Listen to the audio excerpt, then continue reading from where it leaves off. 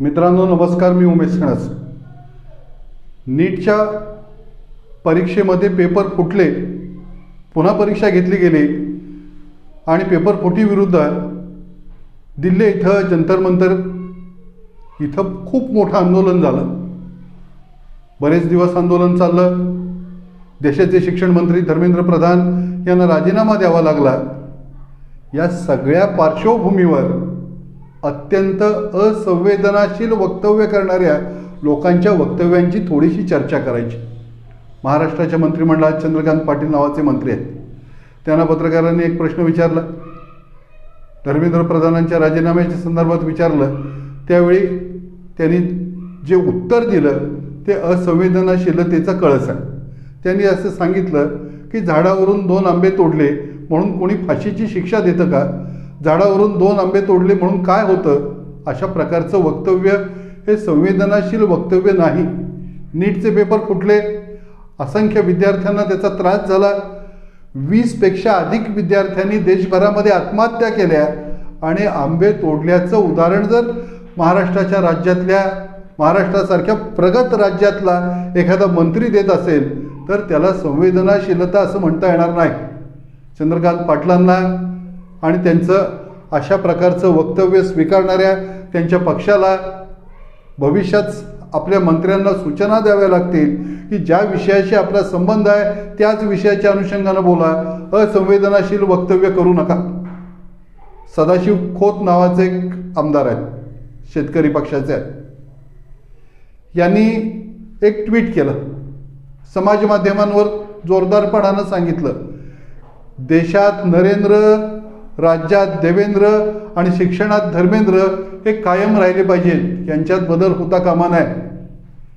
तरुण पिढी आमची अतिशय जिद्दीनं संघर्ष करत असताना आणि शिक्षण मंत्र्यांच्या राजीनाम्यासाठी, स्वतःच्या हक्कासाठी जंतर मंतरवर लढत असताना अशा प्रकारचं आंदोलन करणारे विद्यार्थी यांना आतंकवादी म्हणून जाहीर करा, अशी ही मागणी सदाशिवराव खोतांनी केली. सदाशिव खोत हे गृहस्थ असंवेदनाशील व्यवस्थेतला सगळ्यात मोठा घटक आहे असं म्हणावं लागेल. मुळात या गृहस्थांचा त्याच्याशी संबंध नाही. शिक्षण क्षेत्र म्हणजे नेमकं काय हे यांना माहिती नाही. शिक्षण क्षेत्रातले बदलाशी त्यांना काही घेणं देणं नाही. शिक्षण क्षेत्रामध्ये काम करणारे विद्यार्थी आणि लढणारे शिक्षक कशा पद्धतीनं काम करतायत याच्याबद्दलही त्यांना कसलंही घेणं देणं नसताना त्यांना वाटलं म्हणून एक ठोकून जे आहे त्यांनी विधान केलं. सत्ताधाऱ्यांना, वरिष्ठांना खुश करण्याकरता अशा प्रकारची विधानं केली जात असतील तर ही विधानं करणाऱ्यांना सांगण्याची वेळ आलेली आहे की तुम्ही तरुण पिढीवर अशा प्रकारचे आघात करू नका. राजनाथ सिंग हे भारताचे संरक्षण मंत्री आहेत. या संरक्षण मंत्र्यांना पत्रकारांनी विचारलं की देशाच्या शिक्षण मंत्र्यांची जबाबदारी आहे की नाही, देशाचे शिक्षण मंत्री हे नीट पेपर फुटीच्या संदर्भामध्ये राजीनामा देणार आहेत का? तेव्हा राजनाथ सिंग यांनी अतिशय अभिमानानं, थोडंसं गर्वानं आणि अहंकारानं सांगितलं की राजीनामा देण्याची पद्धत आमच्याकडं नाही. NDAमध्ये राजीनामे होत नाहीत. ते राजीनामे पूर्वीच्या काँग्रेसच्या गव्हर्नमेंटमध्ये होत होते. राजनाथ सिंग यांचा अहंकार हा जेन झीनं अगदी उखडून टाकला.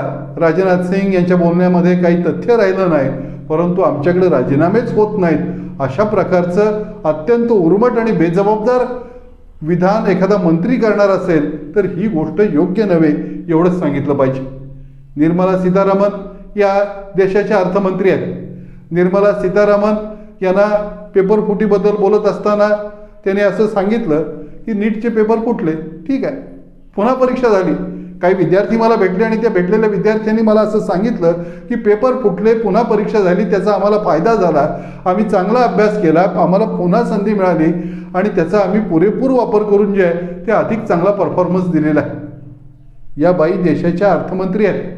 आपण नेमकं काय बोलतो आहोत, कशाचं समर्थन करतो आहोत आणि कशा करता करतो आहोत, हे तीनही प्रश्न जे आहेत ते निर्मला सीतारामन यांनी स्वतःला विचारावेत अशी परिस्थिती आहे. पेपर फुटले, पेपर लीक झाले, विद्यार्थ्यांचं नुकसान झालं, पुन्हा परीक्षेला बसावं लागलं, पुन्हा तयारी करावी लागली मुलांना त्रास झाला, 20 मुलांनी आत्महत्या केल्या, याबद्दल दिलगिरी व्यक्त करण्याचं राहिलं बाजूला. पेपर फुटल्यामुळं मुलांना पुन्हा संधी मिळाली, मुलांना अधिक अभ्यास करता आलं, असं जर देशाच्या अर्थमंत्री म्हणणार असतील तर आमच्या देशामध्ये वरपासून ते खालपर्यंत सत्तेमध्ये असणारे अत्यंत असंवेदनाशील लोक जे आहेत ते बसलेले आहेत, हे नाईलाजानं म्हणावं लागतं. देशाच्या पंतप्रधानांनी मध्यरात्री एक व्हिडिओ तयार केला आणि तो इंस्टाग्रामवर पाठवला. जगभरात सगळ्यात जास्त बघितलेला तो व्हिडिओ म्हणून त्याची नोंद झाली वगैरे वगैरे, सगळं ठीक आहे. परंतु अशा पद्धतीनं मी शिक्षण मंत्र्यांचा राजीनामा घेईन.